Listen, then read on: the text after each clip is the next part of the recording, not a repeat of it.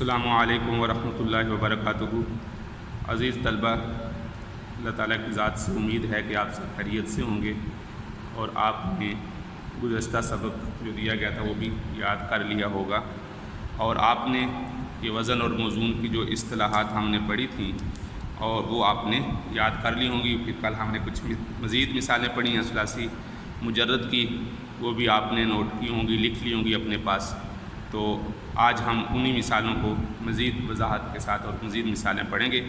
تو سبق شروع کرنے سے پہلے یہ دعا پڑھ لیں: رب یسر ولا تعسر وتمم بالخیر وبک نستعین یا فتاح یا فتاح یا فتاح۔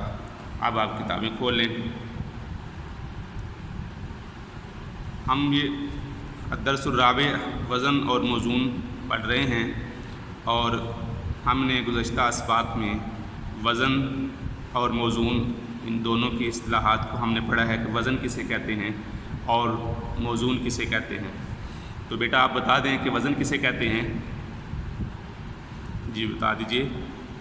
جی بالکل درست، وزن یعنی جس آلہ کے ساتھ یا جس کے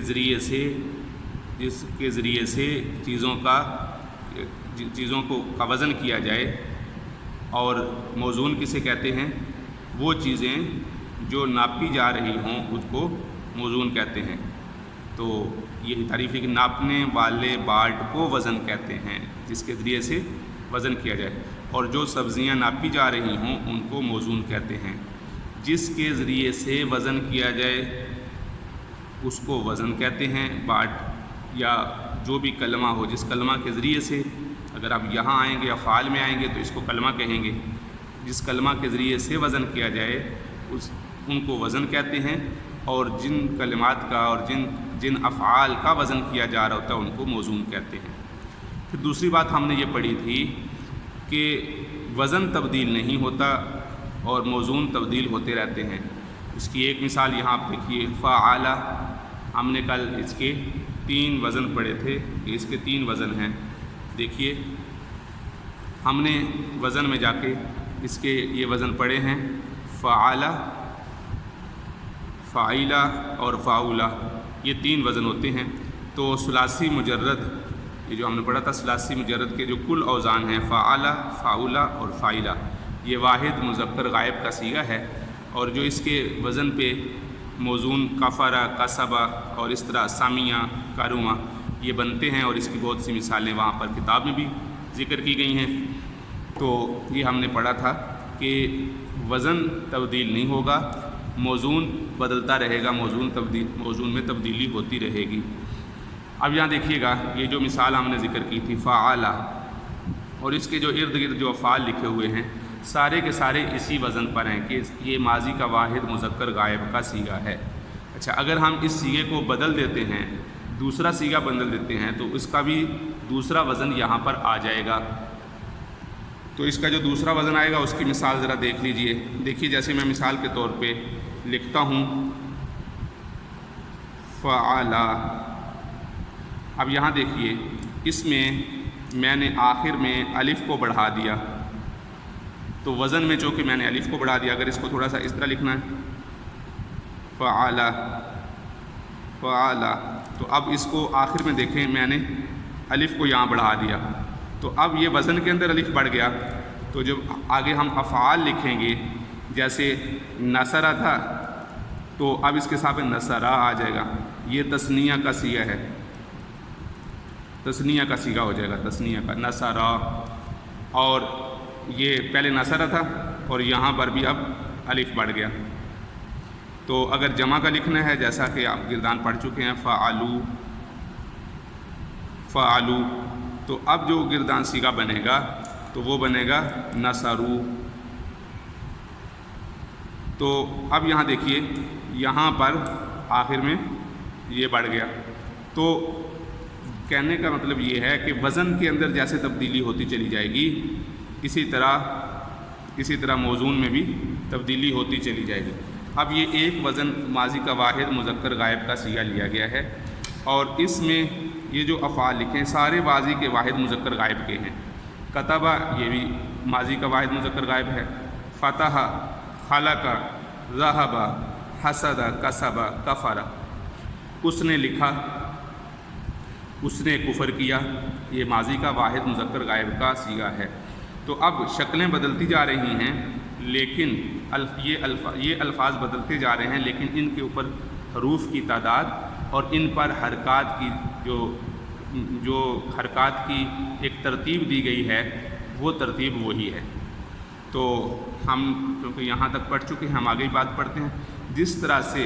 جس طریقے سے سبزی والے کو اگر 1 کلو ٹماٹر تولنے ہوں تو وہ 1 کلو کا باٹ استعمال کرتا ہے، 1 کلو بھنڈی کے لیے بھی 1 کلو کا ہی باٹ استعمال کرتا ہے، 1 کلو آلو تولنے کے لیے بھی وہی 1 کلو کا باٹ استعمال کرتا ہے۔ اگر جتنی بار بھی وہ 1 کلو سبزی تولے گا، باٹ 1 کلو ہی استعمال کرے گا۔ اگر یعنی ہم نے جتنی بار بھی وزن کرنا ہے وہ یہ والا باٹ، یعنی یہ جو کلمہ ہے یہ ایک ہی رکھنا ہے۔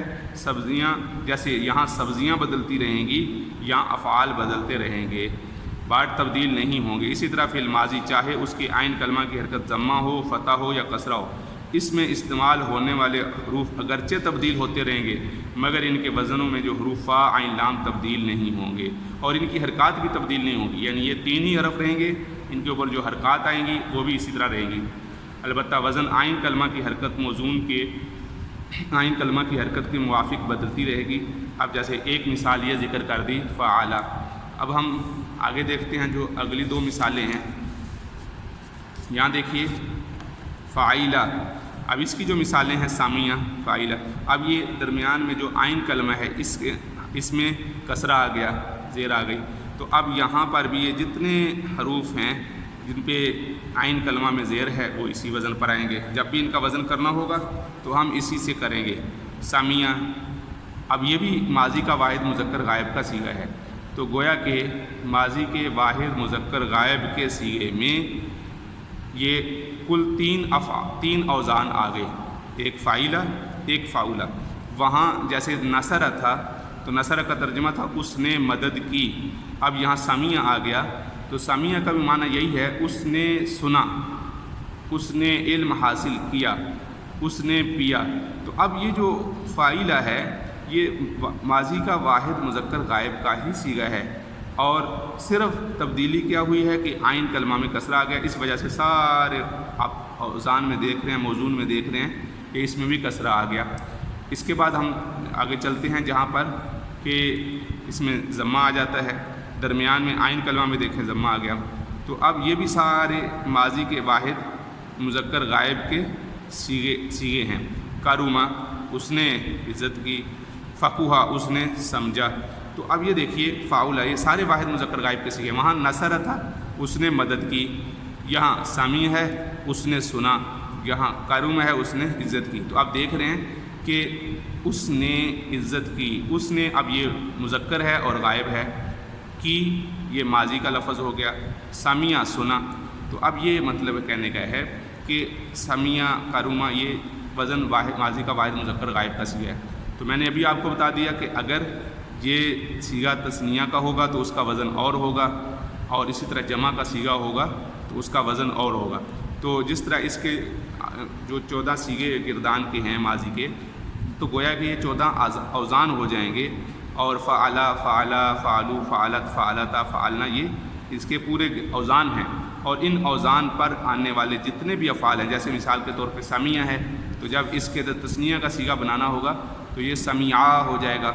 اسی طرح یہ عالم ہے تو عالمہ، عالمو، عالمت، عالمتا، عالمنا، یعنی انہی اوزان پہ فعلا، فعلا، فعلو کے اوزان پہ گردان ہو جائے۔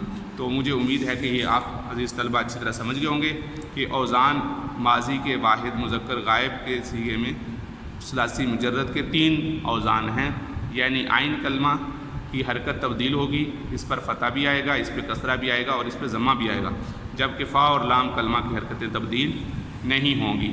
اور اسی طرح آپ موزون اور وزن کو بھی سمجھ گئے ہوں گے، جس کے ذریعے سے وزن کیا جائے اس کو وزن کہتے ہیں، اور جن چیزوں کا وزن کیا جائے ان کو موزون کہتے ہیں۔ تو بیٹا آپ نے اس کو اچھی طرح پڑھنا ہے، سمجھنا ہے، اور خصوصاً یہ جو افعال ذکر کیے گئے ہیں، ان کے ارد گرد یہ جو افعال ذکر کیے گئے ہیں ان کو بھی آپ نے یاد کرنا ہے، کیونکہ یہ جب آپ فعالہ اور فاعلہ اور فاعولہ کریں گے تو ان کی 1-1 2-2 مثالیں بھی آپ یاد کریں گے۔ اور آپ اس کو توجہ سے سنیں اور اس کو سمجھیں.